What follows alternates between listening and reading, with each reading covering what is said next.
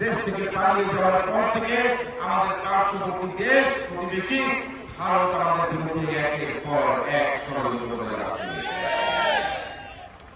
আপনাদের কি খেয়াল আছে 5ই আগস্টের পরেই আগস্টের শেষের দিকে শেষের দিকে হঠাৎ করে এক রাত্রে বাংলাদেশের 9টি উপকূলীয় জেলা বন্যায় প্লাবিত হয়ে গেল, মনে আছে? ওটা ছিল মোদীর প্রথম ষড়যন্ত্র। দেশের বিরুদ্ধে সব কয়টি বাঁধ খুলে দিয়ে বাংলাদেশের 9টি জেলাকে তারা বন্যায় তারা ডুবিয়ে দিয়েছিল। এরপর থেকে তারা হাসিনার থেকে তারা একের পর এক তারা আমাদের দেশের বিরুদ্ধে আমাদের দলের বিরুদ্ধে ষড়যন্ত্র করছে। তারা ষড়যন্ত্র থেকে নাই, তারা বাংলাদেশের হাই কমিশনে তারা হামলা করছে, তারা বাংলাদেশের জাতীয় পতাকা তারা অবমাননা করছে এবং সর্বশেষ গতকাল বাংলাদেশের মহান বিজয় দিবসে গতকালকে তারা নরেন্দ্র মোদী তার টুইটারে একটা বক্তব্য দিয়েছে। বক্তব্য ছিল এটা যে বাংলাদেশ 16 ডিসেম্বর রাতে বাংলাদেশের বিজয় দিবস না। নরেন্দ্র মোদীর টুইটারে বক্তব্যটাকে আপনারা করেছিলেন? নরেন্দ্র মোদী তার টুইটারে বক্তব্য বলেছে যে 16 ডিসেম্বর নাকি তাদের বিজয় দিবস। ধিক্কার জানায়, প্রতিবাদ জানায়।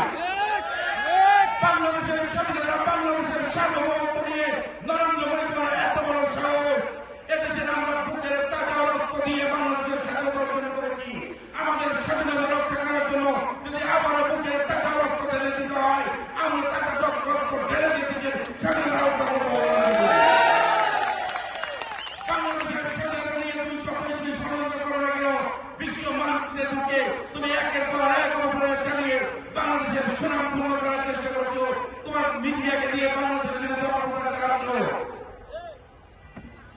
এদেশের স্বাধীনতা আমরা এনেছি, এদেশের স্বাধীনতার মুক্তিযুদ্ধের ঘোষক বাংলাদেশের বহুদলীয় গণতন্ত্রের প্রতিষ্ঠাতা শহীদ প্রেসিডেন্ট জিয়াউর রহমান নিরন্তর যখন শেখ মুজিবুর রহমান সহ আওয়ামী লীগের সব নেতারা যখন পালিয়ে গিয়েছিল, বাংলাদেশের যখন একটা অন্ধকারের মধ্যে ছিল, তখন তৎকালীন মেজর জিয়াউর রহমান সে কালো কাজ নেতারা কেন্দ্র থেকে বলেছিলেন, I am major Zia declare the independence of Bangladesh.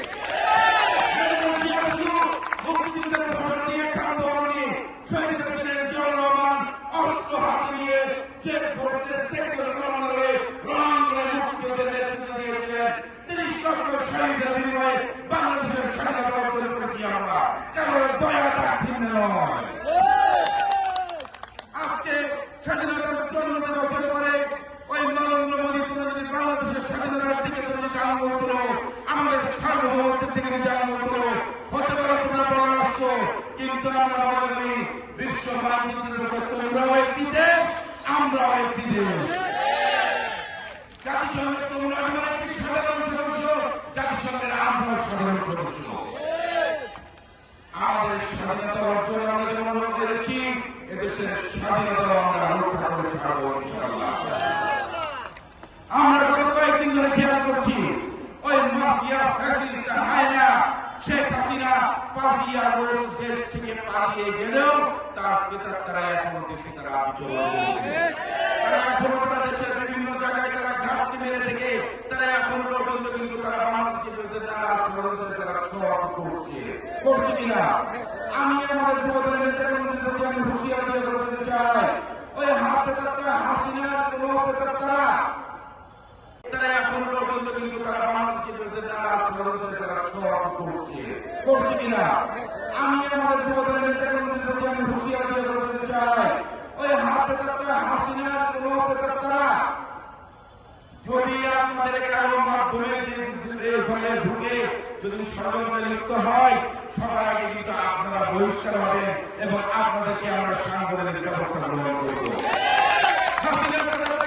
আজকে বিভিন্ন ভাবে তারা ঘাপটি মেরে বসে বাংলাদেশের বিরুদ্ধে ষড়যন্ত্রে লিপ্ত হয়েছে। আমাদেরকে প্রতিদিন পাড়ায় মহল্লায় সতর্ক থাকতে হবে, সতর্ক থাকতে হবে। হাসিনার তারা যেন এই দলের বিরুদ্ধে আমাদের দেশের বিরুদ্ধে কোন ষড়যন্ত্র যেন তারা লিপ্ত থাকতে না পারে। সবাই সতর্ক থাকবেন, সতর্ক থাকবেন। তাদেরকে যেখানে পাবেন সেখানে তাদেরকে ধরে আইন শৃঙ্খলা বাহিনীর কাছে আপনারা তাদেরকে সুপর্দ করবেন। আপনাদের কিছু বলতে চাই, গত 17টি বছর ওই মাফিয়া ফ্যাসিস্ট হায়না শেখ হাসিনা বাংলাদেশকে একটি ভারতের একটি নতজন রাষ্ট্র পরিণত করে রেখেছিল, ভারতের একটি তামিলের রাষ্ট্র হিসেবে বাংলাদেশকে পরিণত করেছিল। আমরা দিতে চাই, বিদেশে আমাদের বন্ধু আছে, কোন প্রভু নেই। ভারত আমাদের পার্শ্ববর্তী প্রতিবেশী বন্ধু রাষ্ট্র, তারা আমাদের কোন বড় ভাই নয়। আমাদের নেতা তারেক রহমান আগামী দেশের রাষ্ট্র কাঠামো মেরামতের লক্ষ্যে 31 দফা দিয়েছে। সেই 31 দফার মধ্যে কি সন্নিবেশিত আছে?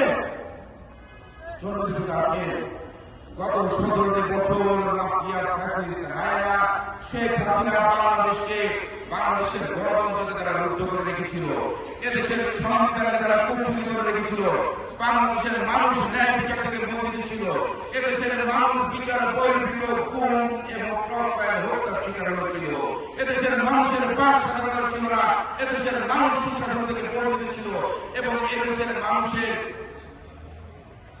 দ্রব্যমূল্যের দাম তাদের হাতের নাগালের বাইরে ছিল কিনা?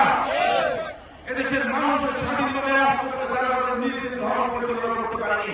আপনাদের নিশ্চয়ই খেয়াল আছে 2013 সালের 5 মে শাহবাগ চত্বরে কিভাবে রাতের আধারে আমাদের প্রাপ্ত তথ্যের ভিত্তিতে 2000 কোরআনের হাফেজকে সেদিন রাত্রেবেলা তারা নিহত করেছিল।